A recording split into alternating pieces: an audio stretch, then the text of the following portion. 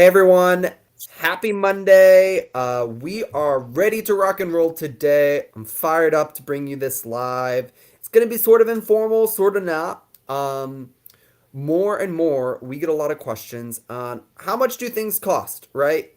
Things have changed, especially in the last 12 months. It's, November of 2022.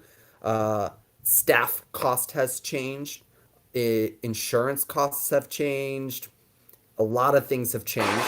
So what can you reasonably expect in 2022 going into 2023 to pay for all of the necessary things that you might spend money on in private practice? I think we're going to break it down a little bit. We'll probably go from, typical things that a solo practice might pay for, typical things a group practice might pay for. And we're just going to list out a bunch of stuff, not in any particular order. And maybe we'll start with some of the more popular ones. Let's start with an LLC, right? That's just to start your business. How much does an LLC cost? It really ranges in your state and your process. Almost all of them are less than 200 bucks to file in terms of the cost of the actual LLC in your state. There's like an annual renewal cost to have it on record with your state.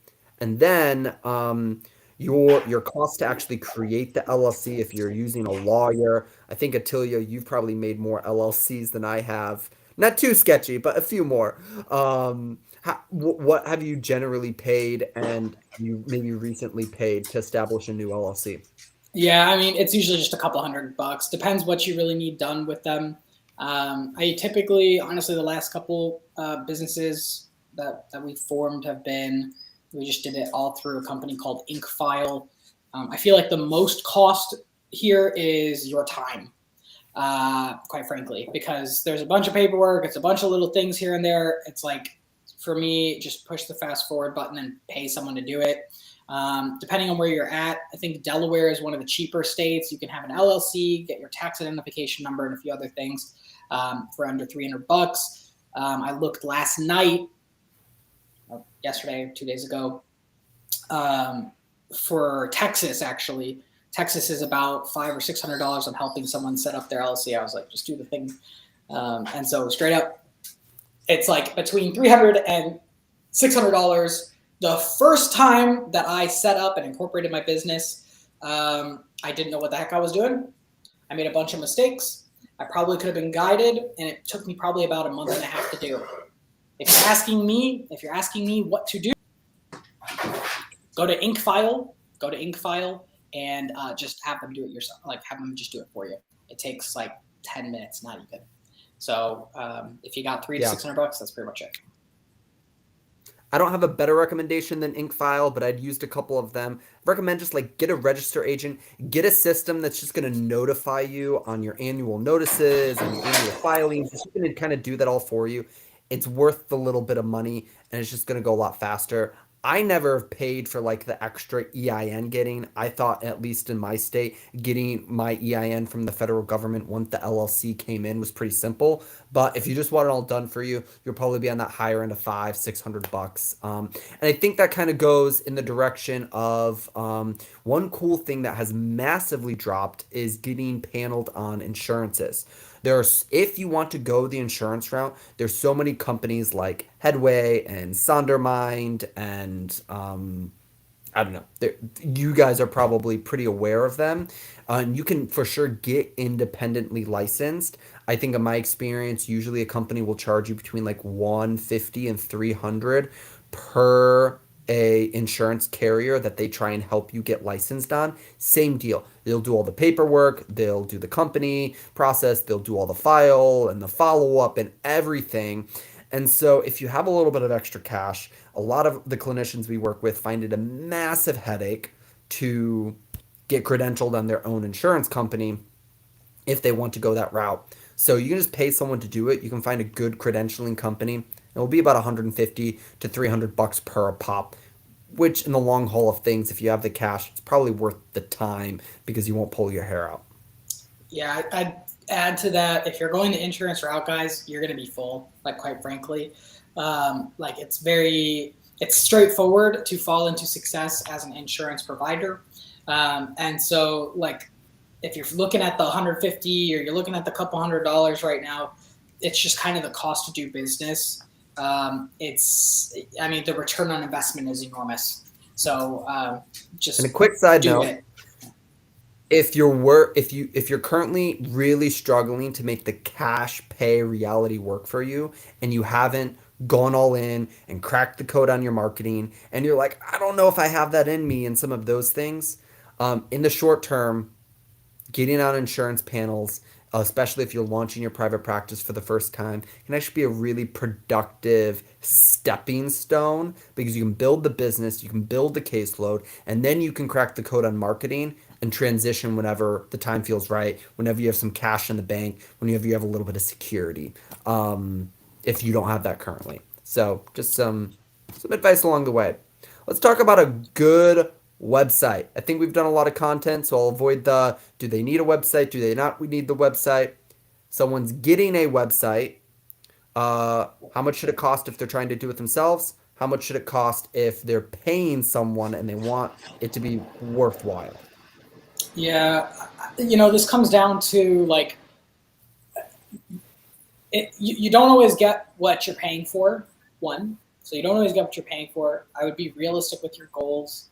Do you want the website to create clients out of the gate, or do you just want a place for visitors to land on? If you just want a place for people to come to, you could probably get away with a couple $1,000s on your website that you own. So when I say that you own, I'm saying like a WordPress website. You own the site files. If something happens, you never want to do websites again or whatever, or you need to move or do something else, you own those files. Something like Squarespace or Wix or those other platforms, you don't own the website, which is kind of, it doesn't open you up to do all the things that you may want to do one day.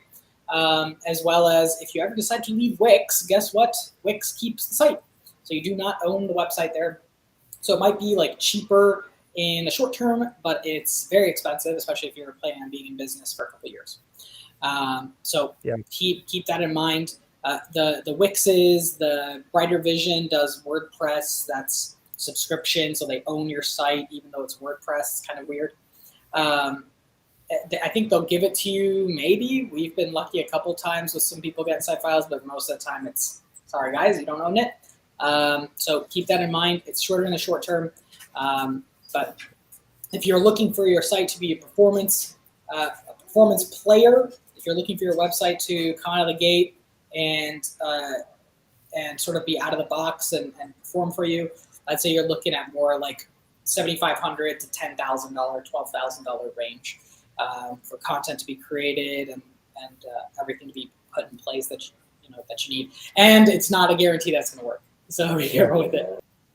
And that's coming from a couple different realms, but that's like saying a site is really done well. It's written well for you, it's built well for you, and the SEO is set up well for you. You can get by for cheaper, but it's sort of like if you walk into a Rolex store, you are guaranteed to get a good watch, right? Like if you walk in and you buy a Rolex, and I'm not saying spending 12 grand on a website guarantees you to get a good website, but paying $1,000 on a website, you really, really have to vet the person and the process doing that if you want to walk out with a good process. Typically, the cheaper you go, the longer it's going to take. And that is the most quote unquote expensive part of building a website that we see for most clinicians is I specifically know someone off the top of my head. They've been pushing off doing a certain service with us for almost 12 months now because they've been working on their website and their developer just isn't done yet. If you're working on your website for more than 6 weeks for sure, but it should be under that. Like you should get a good website provider that can get it done for you. And if you're doing it yourself, right? If you're just paying, like I need to just get it up there, right?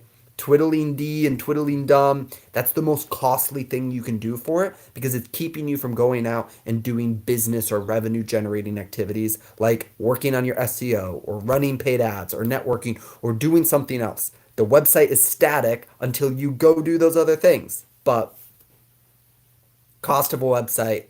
Otherwise, if you're just doing it yourself, you can get by pretty cheap. $50 a month, $20 a month, depending on what provider you go with. If you're doing WordPress, you can get like a what's called a Divi builder. Highly recommend that. Kind of makes the WordPress a lot more manageable with some good design, sort of Squarespace-esque. So maybe look into that because you get some of the SEO benefits from it.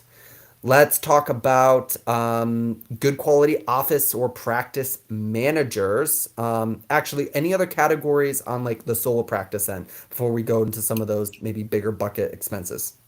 I'd just say maybe like marketing expenses, like general marketing, and obviously we got like EMRs, practice manager type situation, and then maybe like staff, virtual staff, probably for solos is a little bit more realistic than actual staff.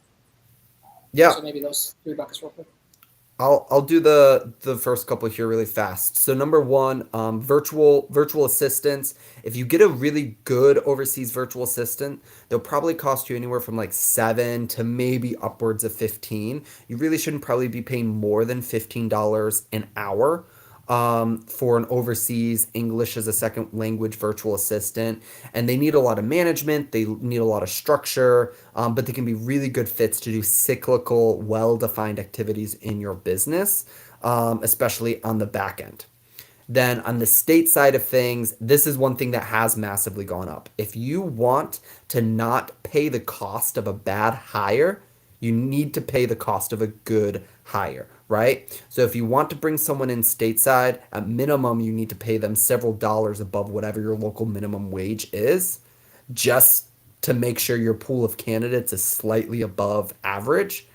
And then on top of that, there might need to be some wiggle room depending on the activities. If you're a solo practice, you're looking at maybe marketing, you're looking at maybe appointment follow up, you're maybe looking at billing, even some, I mean, that's some of the same stuff for larger practices, right? But if you're like, I need a stateside employee to help me with some of these things, right? There's also companies that you can outsource to. So, like a billing company, you don't have to go find the staff, but they'll take 3 to 5% of the bill, right? So, those can be some good options. There's virtual assistant companies that will structure and train the person for you for specific activities. So, those could be some good options that either might make it more expensive or even might make it cheaper. But if you want a good quality person, you're going to have to pay just slightly more. Don't be cheap with your team because then you get a cheap team. Yeah, that's a good point. I almost prioritize team members over clients themselves because it's hard to replace a team member. It's quite frankly easy to replace a client. So keep in mind. Keep it in mind. Last one in the category would be solo practice costs.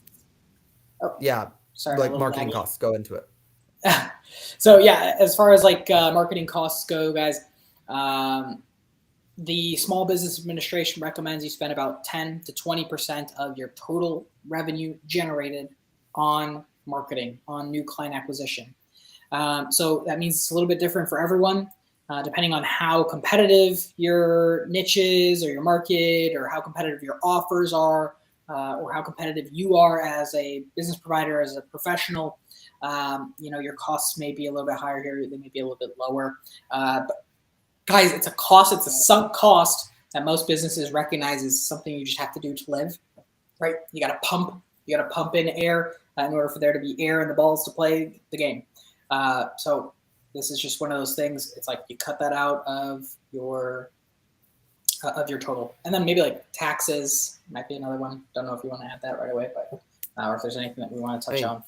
That's 20 to 30%. I think we could get really granular, like Facebook costs or advertising costs on like listing sites and all of that stuff, right?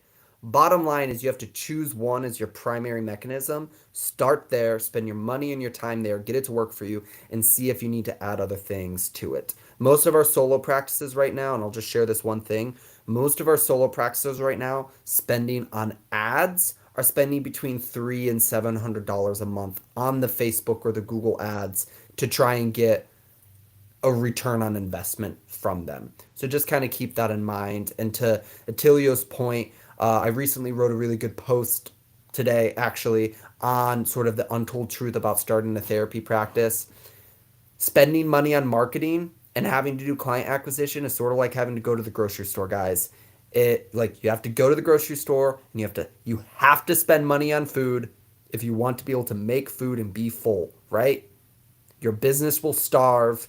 It's not as simple as spend money to make money. You can't just spend money on food because like not all food is created equal. So just don't think that just spending money on marketing means you always get it back. But you do have to feed your business. You do have to spend money to keep your business full one way or another. Yeah, love it. Yeah, I actually get asked all the time. I tell you, when can I stop spending on ads?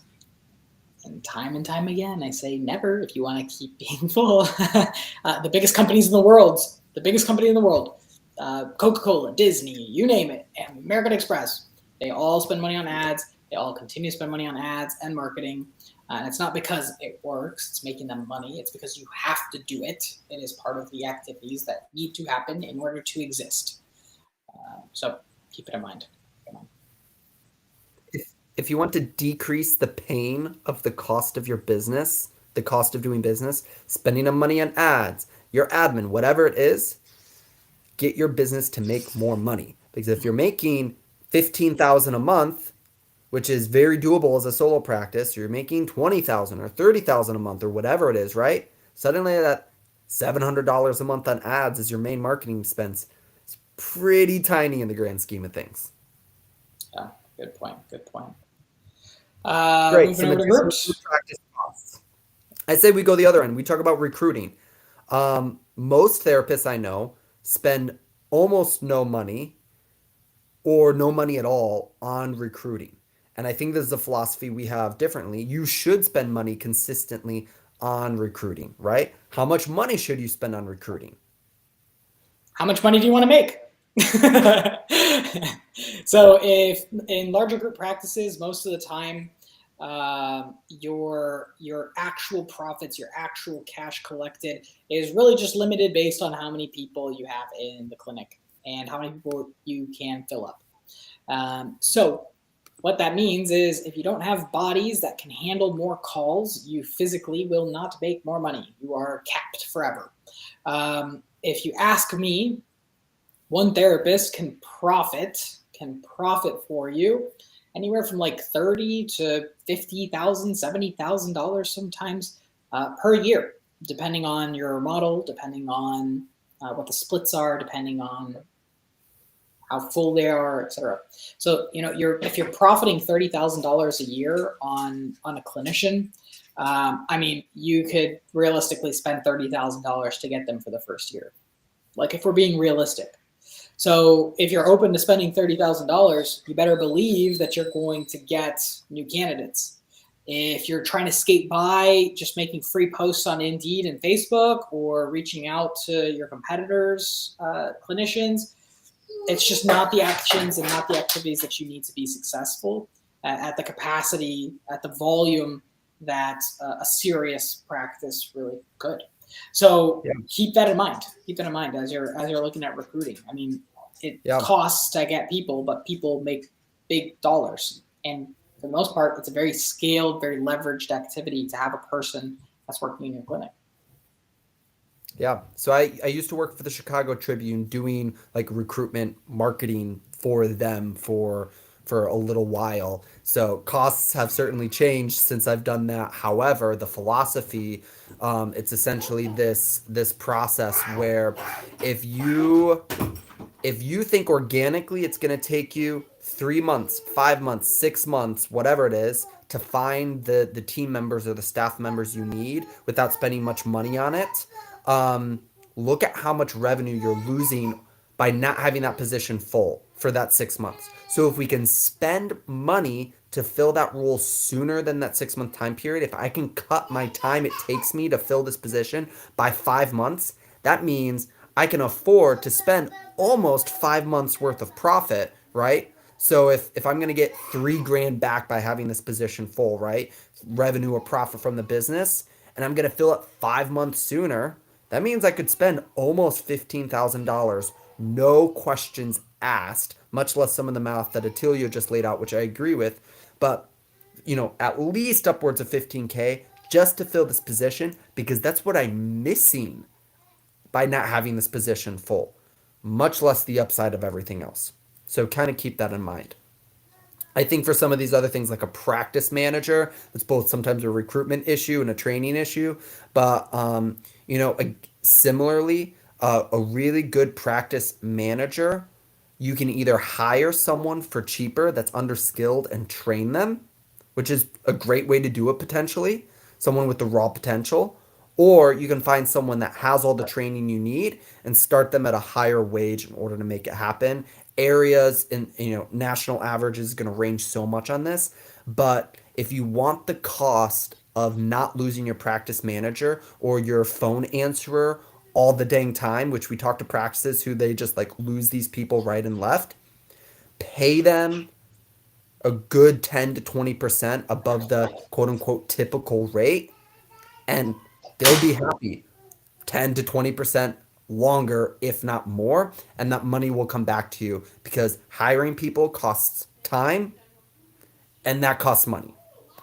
And energy, right? You're managing, you're So putting in much effort, energy. you're training, especially if you're bringing a 6 to an 8 instead of just hiring an 8 and they're like just need they're inches away from a 9 or 10. So Yeah. um, it's a lot of energy, but it's also one of the most freeing things, right? You need people to find freedom, Yeah. unfortunately. So that unless you have some other miracle thing that we don't know about, it's usually people. That's how the biggest businesses in the world run. So people, people, people. It's a people game. Um, what else we got? Recruiting. We talked a little bit about practice manager. Um, I I I mean, think your rent, we this probably isn't for us to decide, but in terms of like best practices around this, we see a lot of clinicians overpaying on their rent. or too Um, soon. or just getting it too soon. In the age of a virtual practice, if you're a solo or you're an emerging group, we're not saying don't have a practice, but instead of spending $1,000 a month before you even have any clients, maybe spend $1,000 because that's a fixed cost. You can't get out of that, right? Maybe spend $1,000 a month on your marketing, get your caseload full so you're having that revenue collected, and then go and get that office, right? And then maybe you can even drop your spend a little bit because you're full and you can kind of figure out how to systematize and go from there. Same with the group practice. Keep everyone virtual for 3 to 6 months, even if they're all in the same area. We know long term it might not be the sustainable vision you had for your impact or some of those things, but if it means having the revenue on the table so you don't have to stress about it and you can actually get that slightly nicer off it that's actually a value add to your business, it could be worth it in the long term. Yeah, I agree. This is not something I've rushed into rent myself before, um, and And I was, I was paying cheap rent, and I was paying yeah, cheap rent. I was just going to make Um, the comment, if you hold off and you collect some business and you can actually get some really good business loans early on if you have the cash coming in and have the ability to potentially even like buy your building. And there's some really fun ways that you can look into that if you're an experienced business owner and it won't flip you upside trying to manage and toggle some of those things. And then I think, Attilio, we should end on this one because I got it today and this comes up weekly in our program. How much should you pay your clinicians if you're a group practice? well, this is kind of an interesting one because people crave progression, right? People crave progression. People also crave the income, and we crave the income as the business owners, right? So this is my this is how I would structure it. Unless Josh, you have something different here. This is how I would structure it. One, if you can afford it, do W-2 out of the gate. If you can afford it, do W-2 out of the gate. Percents are the killers of most businesses, and it's the killer of a non-confident business owner, quite frankly. Percents kill unconfidence in business owners. If you're doing a contract, if you're doing a contract situation, we need to have some type of progression available. This is where you do some kind of split, where you end up at maximum 65% split. Okay, so maybe year one it's 50 or 55, year two it's 60. Year 3, it's 65. So some kind of little progression like that. You simply cannot afford, to give away more than 65% of the total business, especially with all the costs, all the management, marketing, keeping them full, keeping people happy, doing this, that, and the other. You literally will feel like you are running yourself ragged. And there's really not enough reward there. Plus, you need to have like 10 clinicians for this to even feel like a real group practice. So keep that in mind. If you're giving out 65% to everybody, you're painting yourself in a corner, especially come time for taxes, especially when it comes time to God forbid you guys have rent. God forbid you guys have like all these other things that are in the way. It's just not feasible to spend more than that, quite frankly. So keep it a little bit lower if you can. And then if you're confident, if you're a legend, W-2 is the way to go. 100%. I think what I'd say to that is, one, if you're entering into this, a lot of therapy practice owners, they've experienced the cruel master of terrible agencies and terrible bosses and terrible splits, and just not sustainable. So you want to be super generous, right? But if you're a brand new business owner, you're going to make a lot more mistakes with your money. You're not going to spend as efficiently on your marketing. You're not going to spend as efficiently on your recruiting. Maybe down the road, if you really, really want it, you could afford to give away more of your business. But the hard truth is most therapists think, oh, I can afford to give away 70-30 or 65-45 or whatever it is early on because I'm small. I can make this happen. I can figure this out. But in reality, that larger split, that more even 50-50 or whatever it is actually the bandwidth you need to make some mistakes and to build the business to the point where it can sustain more generosity. Because if you can get it to the point where you can do a W-2, if you can get it to the point where you can provide benefits, if you can get it to the point where you can provide paid time off in a really healthy way, right? Those all come from a beautiful, sustained, well-built business, and you need to give yourself the bandwidth to go out and build that business. And you're shooting yourself in the foot early on, and you're keeping yourself from being able to build that business that you want to build and that healthy environment you want to give your clinicians long term. But Josh, it's just 5%. 5% is where you make all of your money, unfortunately. So if it means the difference of not being able to spend 5% on recruitment to go get more clinicians to make it worthwhile for you, or 5% more on the marketing that will actually keep that clinician full, right? And one last way to think about it is it's not just splitting the session fee, it's splitting the risk. You, as the practice owner, are taking on all of the risk, right? So you have 100% of the risk, and they're getting 70% of the profit. Whoa, right? You need to fairly compensate someone for their time and for their contribution to the business for sure. But I think therapists underestimate how much risk, how much exposure, and how much vulnerability that they're experiencing by taking the leap of building this business. And that really needs to be factored in because you're taking the most amount of risk when you first start, which is why when you first start, the split should be the lowest. I know a lot of therapists who come from, like what you were saying, community mental health or really bad split situations, or they're just quite frankly being kind of used and abused, or maybe their boss just didn't know, or who Yep. knows what the situations are out there, like the community mental health situations. So and I think that they want to come out and they want to do something different and be different. There's different ways to be different. It's not about the split. More often than not, it's about sustainability, consistency, loving where you work. So keep that in mind, guys. A profitable business is a happy business, quite frankly. You guys see like all the Google employees that get all these benefits and all this good pay and blah, blah, blah. But it's because Google is wildly profitable.